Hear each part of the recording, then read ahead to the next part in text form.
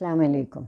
As I promised that I will discuss the same topic, 5 ethnic groups for one nation, in a second lecture. So this is the final part of this discussion. All of us know about the Muhajir militancy in Sindh, especially in Karachi, Hyderabad.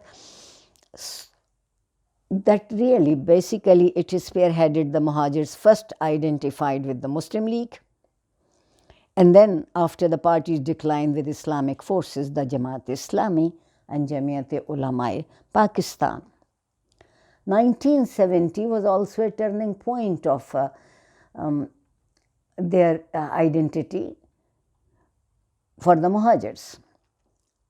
By demanding a share of power in a province that the Muhajirs had become accustomed to, governing from Karachi, it was brutally reminded by Bhuttos that they were demographically and territorially that could not be taken as part of the democratic norms. And this is how ethnic group was reinvented. The identity symbols that the Muhajirs ideologues could use is long. The heroes of the part and the martyrdom and sacrifices and calling themselves Muhajir, taking the name from the hijrat of Rasulullah sallallahu alaihi wasallam. The very name Muhajir reflects the prestigious past, as evident from the use of Liaqat Ali Khan made of it.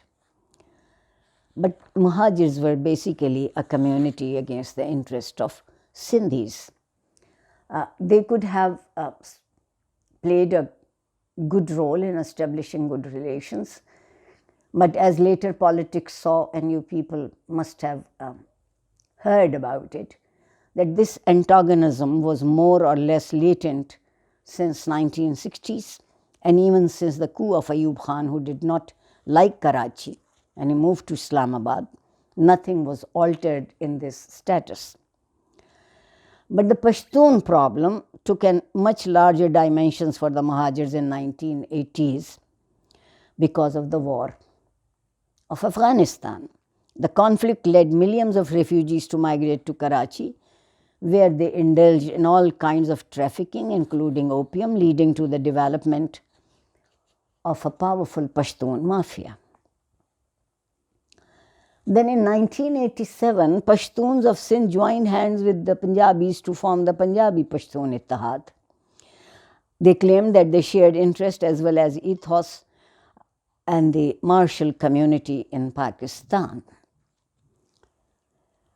But soon after this rapprochement, Muhajirs again fought the Sindhis. The Sindhis, in their own right, were correct that they also have as equal rights to the Sindh as any other citizen, and the proportion of this population always determines the majority. Then even after MQM was created or invented, it cultivated techniques of violence. Killing remained nothing in the Altaf Hussain group, which is now banned. And their political game was basically that violence was only one element, but many other too. Since it is keen to defend the Muhajirs by any possible means, party politics, as put by Altaf Hussain party, contested municipal elections in Karachi and Hyderabad in 1987. But when the elections of 1990 came, the MQM formed a new alliance, this time with the Islami Jamhuri Ittihad, led by Nawaz Sharif, and which seemed more likely to win, to help the Muhajirs. Sharif's party won and formed a coalition with the MQM, but proved to be no better disposed towards the Muhajirs. Karachi then became basically a crucible of another civil war, and it was hurting all other Pakistanis, sensitive, patriots, nationalists, that this should continue in one of their best cities, in fact, a cosmopolitan center of Pakistan. Pashtun were not the only one who were locked in an increasingly intense conflict with the Muhajirs. Sindhis were there too. So the politics of conflict, confrontation always is a politics of conflict. And it was basically the conflict of identity and its definition. By 2013, it has been worse, and in fact the deadliest year so far, probably in part because of the general elections. According to the Human Rights Commission of Pakistan, 3,251 people died. And we are not ready to pay this cost for any elections. And violence has sealed the fate of the remaining mixed neighborhoods. The last inhabitants of localities dominated by others have left. So skirmishes took place at the frontier between ethnic localities within one city. They are not different cities that we could think of. And the scale of violence in Karachi needs to be qualified. It is not on such a great magnitude if compared to the situation prevailing in other cities. Certainly 15,000 to 20,000 were killed between 1985 and 2012, but in 2012 the homicide rate was only 12.3 for 100,000 inhabitants. This has a repercussion. The situation in Karachi and other cities of Sindh shows the national integration has made no progress so far as the Muhajirs are concerned, but rather it worked on the contrary.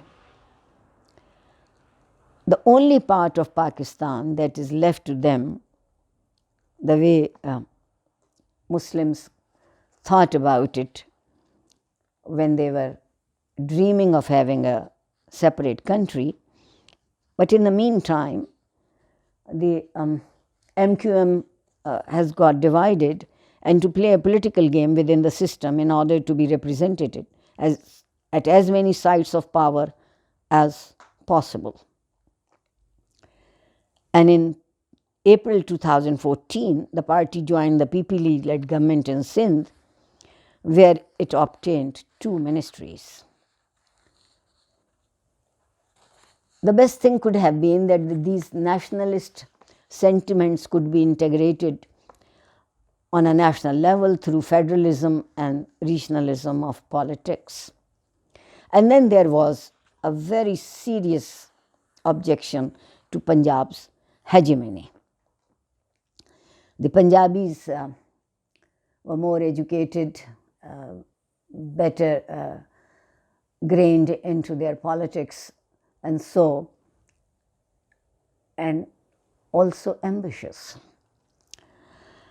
The Bengalis were the first in this political history to demand more autonomy, not only because of their attachment to their language, but also because of the economic exploitation they were subjected to. And after 1971, Sindhis identified more with Pakistan when some of them, Zaide Bhutto and then his daughter, ruled the country and gave them greater recognition and a larger share of resources, including jobs. Similarly, Pashtuns, who had always been overrepresented in the army, gradually turned their back on their old separatist agenda, and Pashtun nationalists diluted their ideology in order to make more room for non-Pashto speakers of the NWFP and form alliance with maintenance parties in Peshawar as well as the centre. But the question remained unresolved, this national question, and this is because of Pakistan syndrome. The rulers of the country have always been anxious to concentrate power in their hands. Pakistan was essentially created for this reason, it seems and it appears. Certainly, the grammar of politics has changed and continues to change, and it continues to be more regionalized, so much so that even mainstream parties could not claim that they covered the center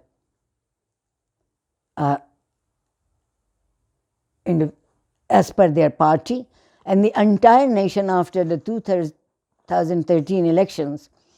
But this regionalization shows the ethnic identities can be transcended, since most provinces are now multi-ethnic and ethnic groups.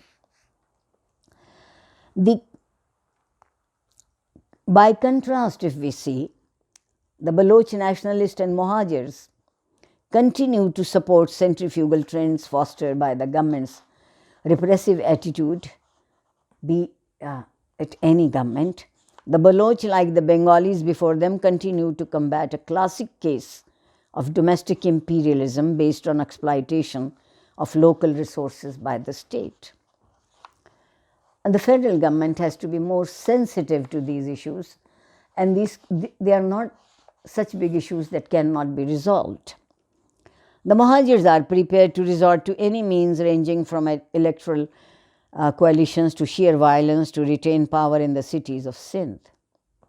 As a result, Karachi has been epicenter of a low-intensity civil war because of competition between the MQM and the Pashtuns.